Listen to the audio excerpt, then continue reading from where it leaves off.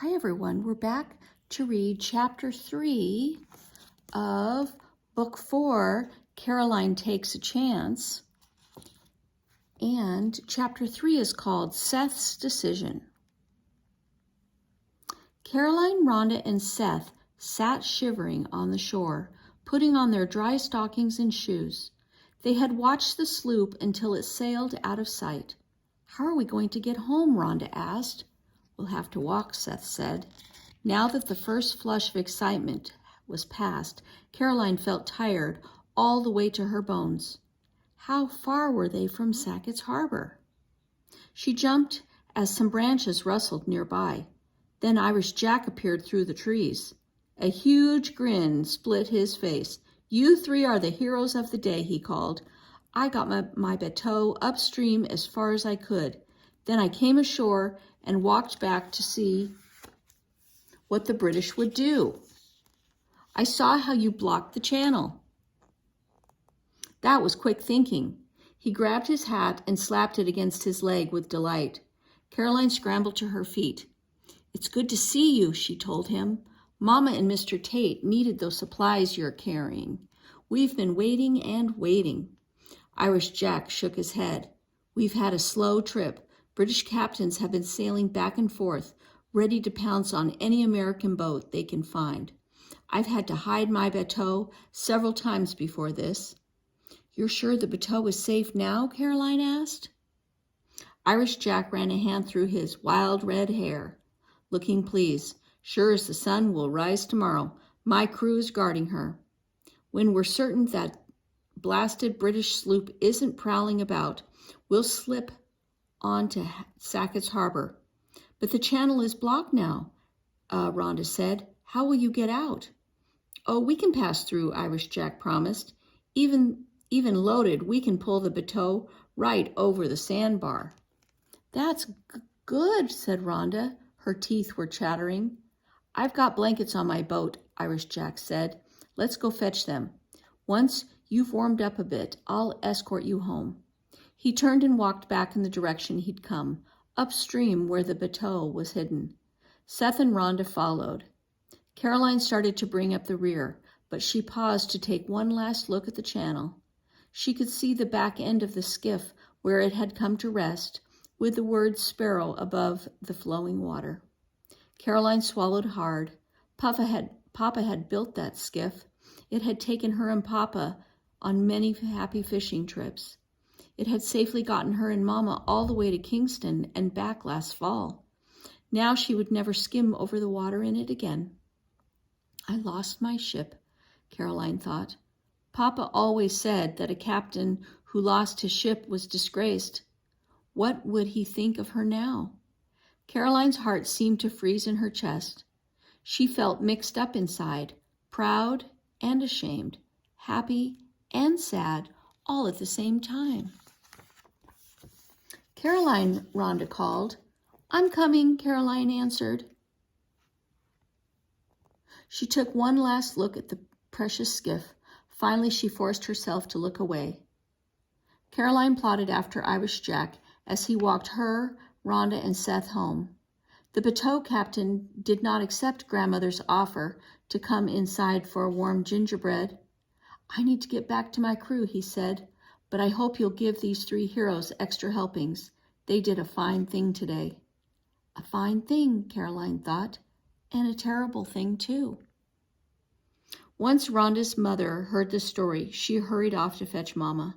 Grandmother found a pair of old trousers and a skirt that belonged to Caroline's cousin, Oliver, and gave them to Seth.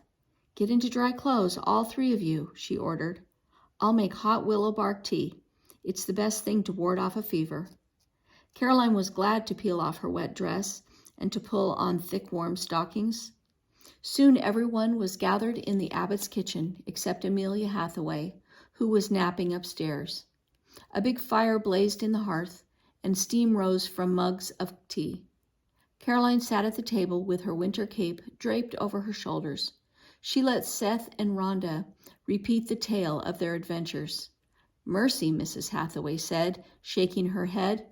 "I will say a prayer of thanks tonight that none of you was hurt." She pressed her lips into a tight line, as if imagining what might have been. "It's sad to lose the skiff," Mama declared, "but look what was saved." That was sharp thinking. Normally Caroline would glow with such praise from Mama, but she could still hear the harsh sound of splintering wood as the axe fell. She could still see the word sparrow at the crazy angle above the water, shining in the sun. Grandmother pulled a pan of gingerbread from the brick oven. She cut pieces and passed around plates.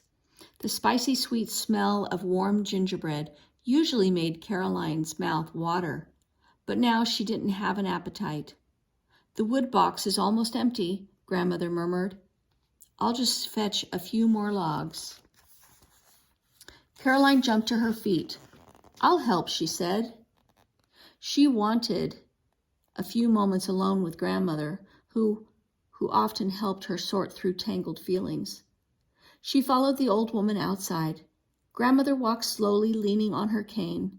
She was a small woman with hands gnarled like tree roots and bones that often ached.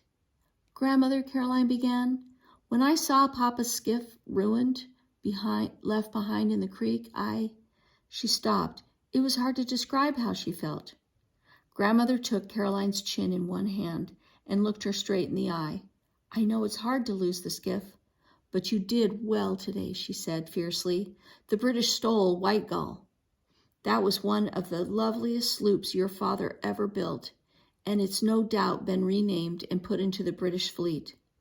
Our enemy has stolen other ships as well, but today, thanks to you and your friends, they did not capture Irish Jack's bateau." "I am proud of what we did," Caroline thought, but the ache beneath her ribs didn't go away. Caroline gathered an armload of wood, and Grandmother filled her own apron with smaller pieces. Before heading back inside, Caroline paused. "I'm tired," she said, scuffing a circle of the dirt with her toe. "After we take the wood in, I think I'll rest for a while." Upstairs, Caroline's cat, Inkpot, was curled into a ball on her feet. Caroline laid down and snatched him under the chin. "Oh, Inkpot," she whispered, "we saved Captain Jack's bateau and supplies, but we sank Papa's skiff. It's ruined." Would Papa be disappointed in her when he heard what she'd done? Papa wanted so much to talk with him. If only he were here, she thought. Tears spilled down her cheeks. Then, for the first time, the fear that had been pushed away so many months washed over her. "What if I never get the chance to talk to Papa again?" she thought. "What if he never comes home?" Before Mama went back to the shipyard later that afternoon, she invited Seth to stay for dinner. "Thank you, ma'am, I'd like that," he said. "And I'll be glad to help Caroline with chores until then." Seth and Caroline grabbed empty buckets and headed outside. When they reached the well, Seth paused. "I'm sorry about the skiff, Caroline," he said. "I know it meant a lot to you." Caroline nodded. "Papa made it," her eyes blurred with tears. "Oh, Seth, what if Papa doesn't come back?" Seth hooked a bucket handle onto a rope and began lowering it into the well. "Your Papa's coming back. Don't stop believing that, Caroline. And he'll understand that you had a hard choice to make when we saw the British sloop heading for the supply boat." Caroline sighed. "Everything happened so fast. We had a grand victory this morning," Seth reminded her. "In fact, what happened back at Hickory Creek helped me make up my mind." He hauled up a full bucket, set it on the ground, and looked at Caroline. I'm joining the Navy." Caroline's eyes widened. "Seth? Joining the Navy?" She knew that boys even younger than Seth sometimes joined the Navy. The smallest became powder monkeys, scampering through a ship's cramped spaces to deliver ammunition during battles. Still, she'd never imagined Seth going off to fight. "But perhaps I should have," she thought, remembering how he'd spoken of wanting to help drive the British back to Upper Canada? I've been thinking about it for a long time, Seth said. Seeing the British sloop chasing Irish Jack's bateau this morning, well, it made me angry. I am resolved to do whatever I can to help win this war. Caroline wanted to say, "No, don't go. You might get hurt, and I'll miss you too much." But she managed to swallow the words. I'm proud of you, Seth, she said. Instead, you'll do a fine job in the Navy. When Mama got home from the shipyard that evening, carrying a basket of salmon she'd purchased for dinner, Caroline and Seth were hoeing weeds in the garden. "Wonderful," Mama said. "Thank you, Seth." Seth wiped his forehead, leaving a streak of dirt. "You've always treated me kindly, Mrs. Abbott. Since I've no family of my own, that means a lot." You're always welcome here," Mama assured him with a smile. Caroline looked at Seth with a silent message. "Tell her your news." He nodded and told Mama about his decision to join the Navy. "I've been walking my post route for 4 years," he explained. "Someone younger can take that job now." "When are you leaving?" Mama asked. "I'll send word to my employer, letting him know he needs to find another post walker for my route," Seth said. "And I've a single day's worth of mail yet to deliver, the route closest to Sackett's Harbor. Then I'll be free to enlist." "I could deliver your mail tomorrow," Caroline offered. "I'd be proud to. That way you can enlist to fight the British one day sooner." Mama hesitated. "I won't get lost," Caroline said. "I know the route almost as well as Seth." She'd walked his part of his route with him several times, keeping him company. "You'd have to get an early start," Seth told her. "It will be a long day of walking." "I don't mind," Caroline insisted. "Please, Mama, I want to help." Mama considered. "Very well," she said at last. "You're 10 now, old enough to take on that responsibility." Caroline nodded. First thing in the morning, she'd be ready to go. Okay, and that is the end of chapter 3. And next time we will read chapter 4.